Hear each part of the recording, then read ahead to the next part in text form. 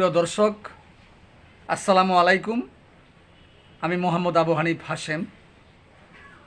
আজকে 21 আগস্ট 2025 বৃহস্পতিবার বাংলাদেশ প্রতিদিন থেকে খবর পড়ছি।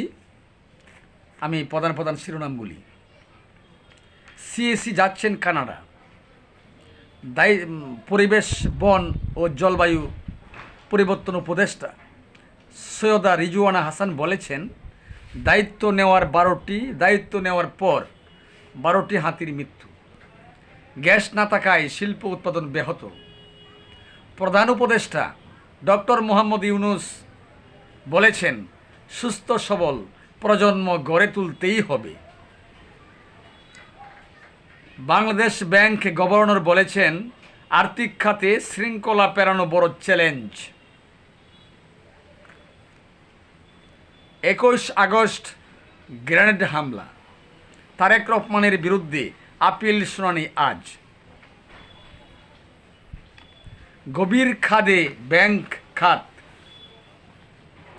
2 চিকিৎসকের জবানবন্দি। গুলিবিদ্ধ ছাত্রদের ভর্তি না করতে চাপ দেয় ডিবি।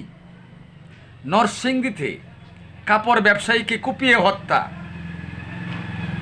মতামত দিল বিএনপি, আবার হবে সংলাপ।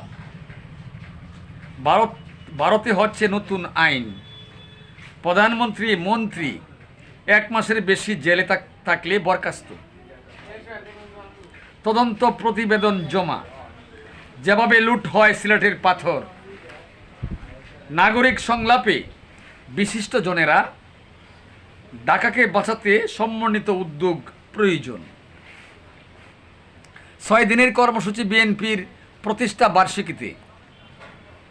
সংসদ নির্বাচন, ভোট কেন্দ্রের খসড়া প্রকাশ হবে 10 সেপ্টেম্বর।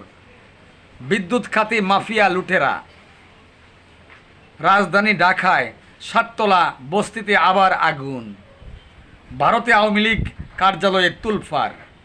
বন্ধ করতে বলল বাংলাদেশ। রাজনৈতিক কর্মকাণ্ড নিয়ে জানা নেই মন্তব্য ভারতের। কাটছে না ডাকসু নির্বাচনের সংখ্যা।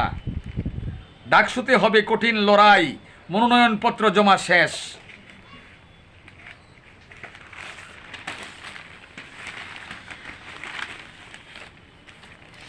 আশুগঞ্জ আতঙ্ক, ঢাকা সিলেট মহাসড়কে তাক লাগানো জুজুবি বাগান।